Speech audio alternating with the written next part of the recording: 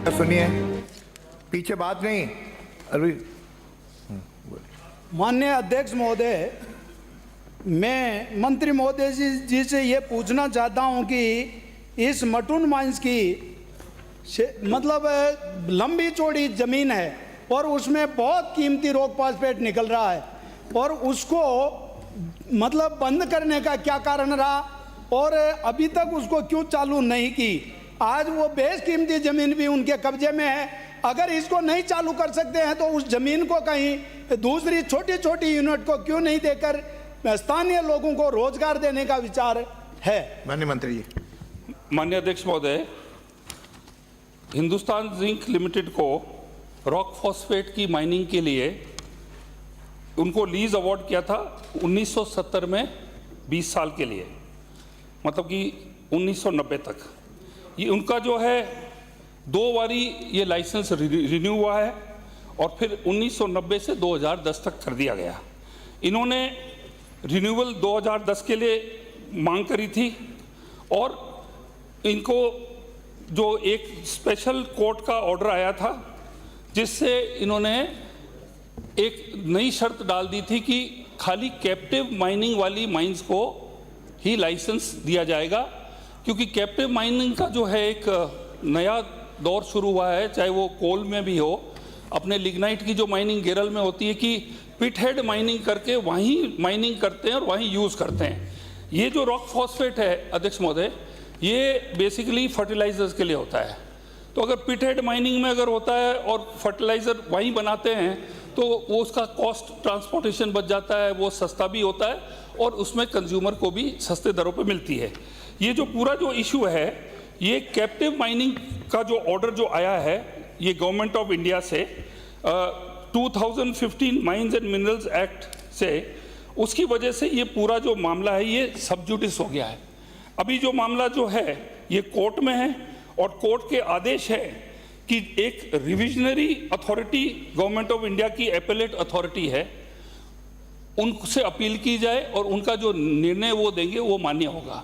अभी तक ये मामला कोर्ट में है और सब जुडिस है, इसलिए सरकार इसके अंदर कुछ नहीं कर सकती है। और कोई पूर्वक एक नंबर 2। अध्यक्ष महोदय, इसमें तो ये स्टेकार कोर्ट का तो ब्यौरा नहीं दिया, मगर मंत्री महोदय कह रहे हैं तो आपके माध्यम से मैं केवल मंत्री महोदय से ये पूछना चाहता हूं कि सरकार अच्छा वकील करके और इस स्टे को या गवर्नमेंट इस कोर्ट को कह के इस माइंस को चालू करवाएं और वहाँ के स्थानीय लोगों को रोजगार दें। बहुत बड़ी माइंस है और इसको चालू करेंगे तो वहाँ पे स्थानीय रोजगार, जो युवा बेरोजगार है उनको रोजगार मिलेगा। तो मैं मांग करता हूँ कि तुरंत प्रभाव से इस माइनिंग को चालू करवा के रोजगार दिलाने की कृपा करें। धन्यवाद। माननीय अध्यक्ष महोदय, इसमें केवल हिंदुस्तान जिंक का ही घाटा नहीं हो रहा है, हमारी जो रॉयल्टी है उस पर भी नुकसान हो रहा है। तो उसके अंदर स्टेट भी सफ़र कर रहा है, हिंदुस्तान जिंक कंपनी भी सफ़र कर रही है, एम्प्लॉयमेंट भी प्रभावित हो रहा है। हमारा जो डिपार्टमेंट है इसको जरा फास्ट फॉरवर्ड करने की, इसको अर्ली हियरिंग के लिए कोर्ट के अंदर हमने कोर्ट अर्ली हियरिंग की लगाई है, जल्दी करवाइए। और लास्ट जो हियरिंग थी वो अक्टूबर 2023 में थी। हम इसको फास्ट फॉरवर्ड करने के पूरे प्रयास करेंगे। श्री प्रताप सिंह अध्यक्ष जी, मैं सरकार से प्रताप सिंह जी एक सरकार से पूछना चाहूँगा कि अभी रॉक फॉस्फेट का जो काम है राजस्थान में कौन सा विभाग कर रहा है और इससे जो कब्जा लिया है वो कब्जा अभी किसके पास है? हिंदुस्तान जिंक से माइंस बंद होने के बाद में जो कब्जा लिया है, हिंदुस्तान जिंक ही मालिक है, वही कोर्ट में गई है। अब उसने किसके साथ क्या एग्रीमेंट्स किए हैं ये पार्ट ऑफ द क्वेश्चन नहीं है। ये उसने किसके साथ उसके इन्वेस्टमेंट किसके उसके पास में है, कौन उससे साझेदारी है, कौन उसका कोर्ट में है, कोर्ट में है, इसलिए अब उस पे कोई ज्यादा not in the purview of the question. Court में है अब तो। जब इसका कब्जा सरकार के पास है, माननीय सदस्य ने बहुत अच्छी बात कही है कि ये माइंस चलनी चाहिए। मैं सिर्फ यही कहना चाह रहा हूँ, अर्ली हियरिंग जब सरकार के पास इसका कब्जा है और रॉक फॉस्फेट का पूरा काम राजस्थान में RSMM कर रही है, तो इसका भी सरकार चलाए, सरकार लोगों को रोजगार दे। किसी प्राइवेट को देने का क्या मतलब? अध्यक्ष महोदय, कोर्ट में मामला है, इसमें कुछ क्या सरकार क्या? श्री प्रताप सिंह सिंघवी, प्रश्न संख्या 32। माननीय मंत्री जी। माननीय अध्यक्ष महोदय, जी नहीं, विधानसभा क्षेत्र छबड़ा के जनगणना वर्ष 2011 के अनुसार 500 से अधिक आबादी के 4 गांव क्रमशः भटगांव, सिजनिया, जयनगर और नवाबपुरा सड़क सुविधा से वंचित है। ग्राम पंचायतवार विवरण परिशिष्ट ए पर प्रस्तुत है। खंड 2, उक्त गांवों को जोड़ने वाले मार्ग वन क्षेत्र में होने के कारण इन सड़कों को सड़क सुविधा से नहीं जोड़ा जा सका। आप मंत्री जी ये बताने की कृपा करेंगी क्या कि जब फॉरेस्ट में ये चारों गांवों की सड़कें आ रही है तो फिर इनकी वित्तीय और प्रशासनिक स्वीकृति किस आधार पर जारी करी? और ये सड़कें जिस प्रकार की मेरी जानकारी है, अगर इसका फॉरेस्ट क्लियरेंस 3 साल तक अगर नहीं होता है तो ये सड़कें डेफर कर दी जाएगी। पिछली सरकार के समय भी हमारी क्षेत्र के साथ इस प्रकार का धोखा किया। मंत्री थे भजन लाल जी जाटव, उन्होंने भी यही कहा था कि ये सड़कें आपकी स्वीकृत कर दी गई है और शीघ्र चालू हो जाएगी, पर आज दिन तक वो चालू नहीं हुई। अब आप ये बताएं कि फॉरेस्ट क्लियरेंस कब तक हो जाएगा और किस दिनांक तक ये सड़क चालू हो जाएगी, नंबर 1। दूसरा, एक तो मेरी सड़क है जो बिंदाराड़ा से पीपलिया सड़क है, एक है खजूरी रोड से खालकपुरा सड़क, और तीसरी है गणेशपुरा से कोहनी सड़क, और चौथा है हमारी नॉन पेचेबल सड़क। इनके बारे में भी आप यहाँ पर कुछ आश्वासन देने की कृपा करें। बहुत बहुत धन्यवाद अध्यक्ष महोदय। जल मंत्री जी। माननीय अध्यक्ष महोदय, जैसा कि अभी माननीय सदस्य ने बताया कि ये जो 4 गांव थे, इनके जो क्वेश्चन थे उसके अनुसार, चूंकि ये वन क्षेत्र में होने के कारण जो है इन पर सड़कें नहीं बन पाई, लेकिन अभी हमने इसकी प्रशासनिक और वित्तीय स्वीकृति जारी कर दी चुकी है। लेकिन वन भूमि में होने के कारण वन विभाग द्वारा प्रत्यावन की कार्यवाही की जा रही है, और जैसे ही वन विभाग द्वारा स्वीकृति मिल जाती है, क्योंकि प्रत्यावन की स्वीकृति मिलने की कोई समय सीमा तय नहीं है, ये परिस्थिति जन्य है, और वन भूमि से जैसे ही वहाँ से स्वीकृति मिल जाएगी उस पर जो है कार्यवाही की जाएगी।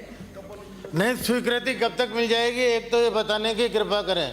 और जहाँ तक जयनगर का सवाल है, जयनगर सड़क फॉरेस्ट एरिया में नहीं आती है। जो पुराना गांव है वो फॉरेस्ट एरिया में नहीं है। कुछ वहाँ पर ट्राइबल के लोगों ने जयनगर जो मुख्य गांव है उससे कोई 500-400 मीटर दूर फॉरेस्ट लैंड है, उसमें कुछ मकान उन्होंने बना लिए हैं। तो मेरा आपसे सीधा सीधा सवाल है कि ये जब जयनगर 500 की आबादी होते हुए भी और फॉरेस्ट क्षेत्र में नहीं होने के बावजूद भी अब तक सड़क से नहीं जोड़ने का क्या कारण रहा? सर, सरकार पूरी तरह से प्रतिबद्ध है, और इनके जैसे ही प्रस्ताव हमारे पास आएंगे तो निश्चित रूप से जो है उस पर प्राथमिकता के आधार पर उनको कार्रवाई कर उनको शीघ्र सड़कों से जोड़ने की पूरी कार्रवाई की जाए। ठीक है, श्री रूपेंद्र अब हो गया। माननीय राजस्थान के सभी गांव 500 की आबादी से जुड़ चुके हैं। मेरे क्षेत्र के 4 गांव अब तक सड़कों से नहीं जुड़े हैं। ये चर्चा का विषय नहीं है। आपके 2 पूरक हो गए, अब आप राजो, आप बात हो गई, आप राजो। प्रश्न संख्या 75। माननीय मंत्री महोदय ओटाराम जी, राजो। माननीय अध्यक्ष महोदय, अरे आप बैठिए, आप बैठिए।